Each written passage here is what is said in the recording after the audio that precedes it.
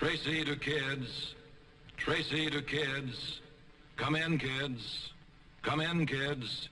It's here at last, the new Dick Tracy two-way wrist radio that keeps you in constant touch with your buddies. Easy to work. Up antenna, switch on, press talk button, and you broadcast from room to room and even house to house. No wires needed, yet voices travel back and forth. Radio on the open road from one bike to another, or when out hiking. Dad, I found a bear's cave. Be right down, son. The powerful, fully transistorized Dick Tracy two-way wrist radio is a real electronic instrument. Make sure all the fellows get their A-OK Dick Tracy wrist radio so they can keep in touch. Over and out. The one and only Dick Tracy wrist radio, wherever American toys are sold.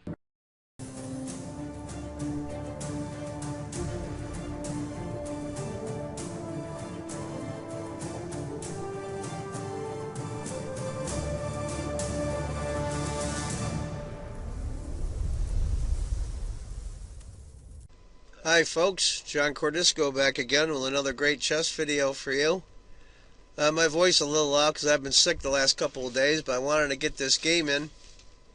This is round 4 of the London Chess Classic 2013. I should say the 5th annual London Chess Classic. It's between a great player as white, Peter Svidler, 7-time Russian champion. To win the Russian championship 2 or 3 times is huge. To win it 7 times makes you a world-class player. Against former world champion, also from Russia, Vladimir Kramnik. We'll get right to it. Svidler's white, Kramnik is black. It listed as an irregular opening here, but kind of reminds me a little bit of a King's Indian attack. Castles, c4, d takes, h6. That's to stop that annoying pin on g5 against the black knight. It's got about an even score. We've got to remember this is rapid now, so these guys aren't really going into their in-depth theory. It's 25 minutes a game plus 10-second increment for each side. Knight c3, knight c6. Black's got a pretty active position here. He's got a nice center pawn. He's already castled. He's one piece away from full development. Queen to c2. Knight to d4. Knight takes. Pawn takes. Knight to b5, hitting the bishop. Bishop c5, the only place that bishop can really go. If c5 instead, which is interesting, rook to d1 and then bishop b8. That was worth looking at, I think. After bishop to c5, rook over, bishop g4, b4,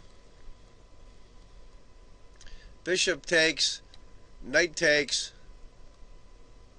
queen c8.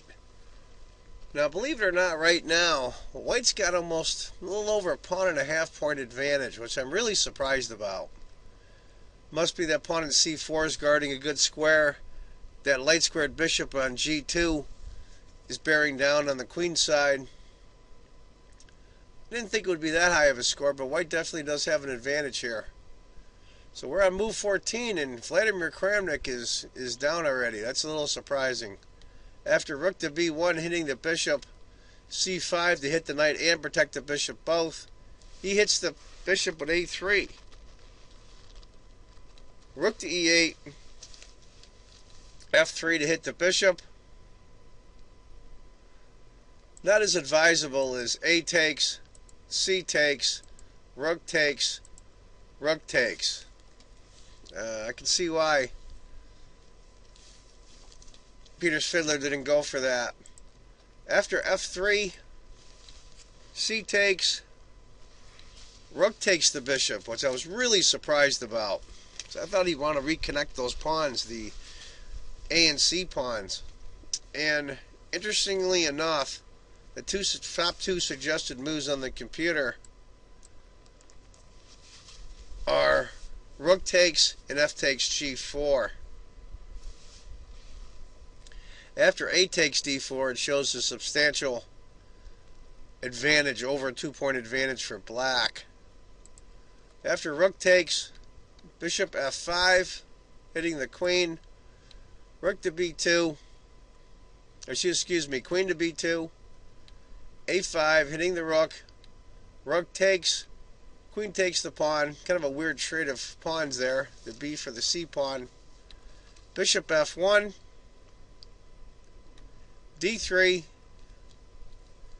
e4, lashes right out at the light squared bishop, and this is where Vladimir Kramnik decides to go for it. Remember, it is rapid.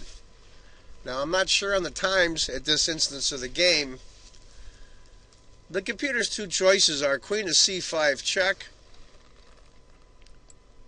and knight takes e4 as the top two. Kramnik decides to go for it and plays knight takes, and after pawn takes, bishop takes, shows almost a 1.5 advantage, a 1.3 advantage for white. White's king is awful exposed, so maybe that's the reasoning behind this. Remember, it is rapid.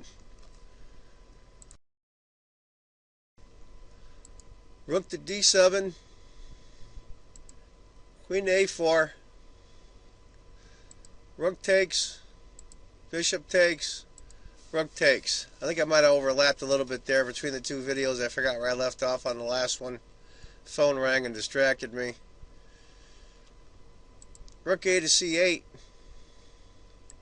bishop to d2, queen to c6, queen to d4.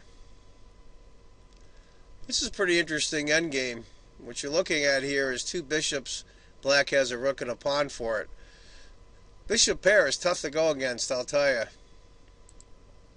After rook to e4 for black, queen to c7 was given as an alternative by the computer, and after bishop c3, queen c5, as you can see, white can't mate black because of the pin on the queen. Queen to f2 would bring the queen back so the king can recapture. After rook to e4, queen to d5, b6 check. If you're wondering, after queen takes, rook takes, a4, bishop a6, and now these bishops got all kinds of room to roam. King to g2, rook over, rook to f3. He's going to start going after that f7 pawn, I think. And rook on 4 to e6. Now these guys have to calculate all this out, and they're pressed for time. We're on move 31, and they only had 25 minutes plus 10 seconds increment. Instead of rook to f3, interesting might have been rook to e7, bishop, queen takes, and then rook takes, giving a big advantage for white. After rook on 4 to e6, bishop takes. If bishop to c4 instead, it actually makes it a little bit easier for white, because after rook to f6, bishop takes, queen checks, king up, queen e5, queen takes, rook takes, pawn takes, with a big advantage for white at this point. He's got an outside pass pawn, he's got two bishops against the rook, and also his f-pawns are now doubled. That's the disaster. Queen to b2 check, king comes back. Now he can't, of course, recheck him here, because the bishop's guarding that spot, and none of the checking squares he can go to. Queen to b8.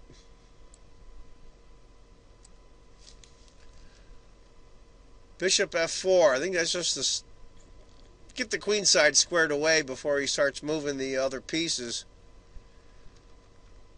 Queen to c7 check. King to g2.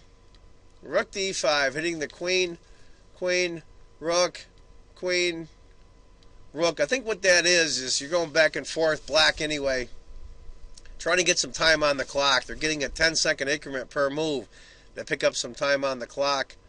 Queen to a6, offering the trade of queens. Black doesn't want to do that, of course. Queen to d7, bishop c4. Now the bishops are bearing right down on the king position. You can tell this is going to start, This is going to start getting bad. Well, my arrows are a little off, but you get the idea. Rook to f5. Queen to d6, offering the trade of queens again.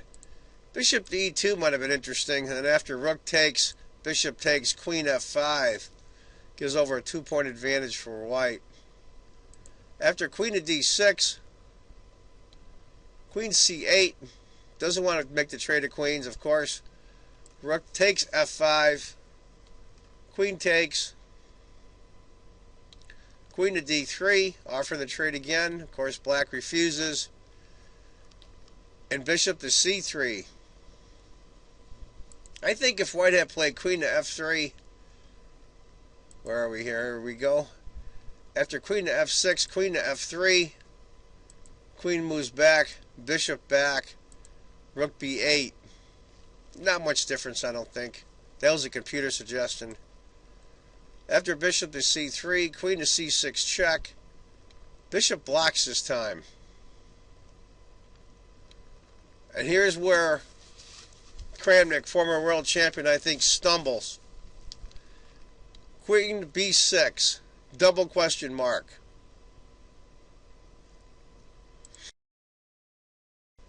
To give you an idea, prior to queen to b6, white was up by almost 2 points. After queen to b6, it's well over 6 points, almost 6.5 points up.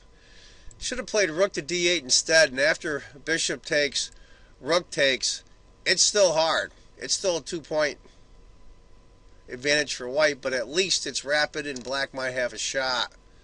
After queen to b6, queen to f5, and look what's coming. The light squared bishop, the dark squared bishop, the queen, and the king can tuck himself in at h3 for protection. Because after check, king comes up, queen c7, queen to g4. What else could black do? He took the pawn with check. King takes h2, queen takes, queen to d7, and on move 49, Vladimir Kramnik, former world champion, resigns. This must have been a tough loss for Kramnik. He's still one of the greatest players in the world. Has had a tough day today. My hat off to Peter Svidler for winning this game. Anyway, folks, that's the game for today. I hope you enjoyed it. My voice is a little off, being that I've been sick the last few days, but I wanted to get this game in. I want you all to remember, if you think chess is just a game, you're not playing it right. And I'm also going to leave the address for the website for the London Chess Classic in the description. Go to that website and please donate to the chess in schools and communities. It's an incredibly worthwhile project they're doing in the UK to donate to help kids in primary school play chess in the UK. And I also want to thank all my new subscribers that I've received in the last few weeks. Thank you very much. And if you haven't subscribed, please do. Take care, folks. Bye-bye.